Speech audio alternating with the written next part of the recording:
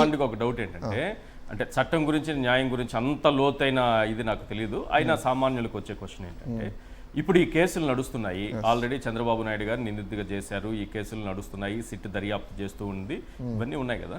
రేపు దీంట్లో డైల్యూట్ చేసి చంద్రబాబు నాయుడు గారి పాత్ర లేదనేటట్టుగా సిట్ ఏమన్నా చేసే అవకాశం ఉంటుంది? డెఫినెట్ గా ఉంటుందండి. ఉంటుందా? ఖచ్చితంగా ఉంటుంది. ఇప్పుడు బేసిక్ కామన్ సెన్స్ సార్.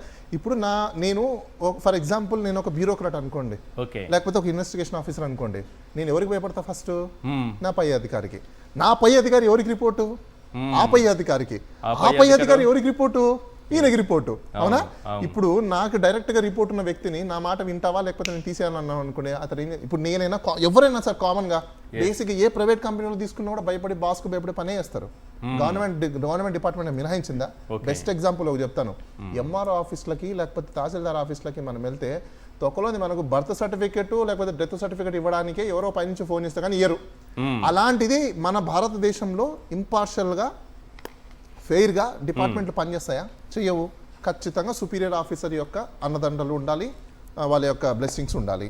ఎందుకు? వాళ్ళ బ్లెస్సింగ్స్ కోసం వీళ్ళు చేస్తారు. అదర్వైజ్ వీళ్ళ సర్వీస్ రికార్డులు ఎక్కుతుంది కదా, ప్రమోషన్స్ రావు, వాళ్ళ మీద ఛార్జ్ మెమోలు ఉంటాయి. ఇవన్నీ చూసుకొని నాకేం బట్టింది, ఏదో నా జాబ్ నేను మనశ్శాంతిగా నేను చేసుకోవాలి కదా, అదేదో అతను చెప్పింది వింటే పోలా. అంటే కేసులు స్లో చేసేటటువంటి అవకాశం కూడా ఉంటుందా? కేసులు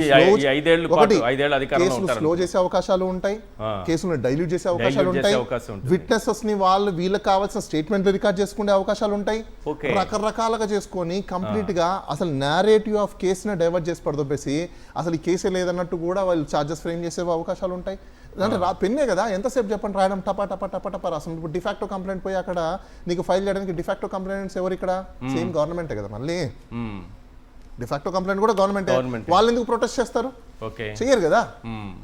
ఎప్పుడు ప్రొటెస్ట్ చేసుకుంటారో? ప్రైవేట్ ఎవరో కంప్లైంట్ ఉంటే డెఫినెట్గా చేసుకోవచ్చు అనుకోవచ్చు. ఇక్కడ ఇంకోటి, ఇలాంటి సందర్భాలలో నాకు తెలిసి ఎవరో ఒక కేసు కూడా వేస్తున్నారు, సిబిఐకి హ్యాండ్ ఓవర్ చేయండి అని చెప్పేసి అని. ఇప్పుడు దాకా అది అట్లే పెండింగ్ ఉంది.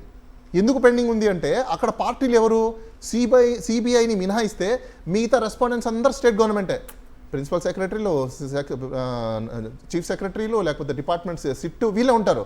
వీళ్ళు ఎందుకు మేము ఫెయిల్యూర్ అయిపోయాం, మేము ఇచ్చేస్తాం అంటారా? నో. ఒక కేసు అగైనెస్ట్ గవర్నమెంట్ పడితే ఏజీ దగ్గర నుంచి జీపీ వరకు, ఏజీపీల వరకు మొత్తం ఫస్ట్ ఇన్స్ట్రక్షన్స్ వాళ్ళకి వెళ్తాయి.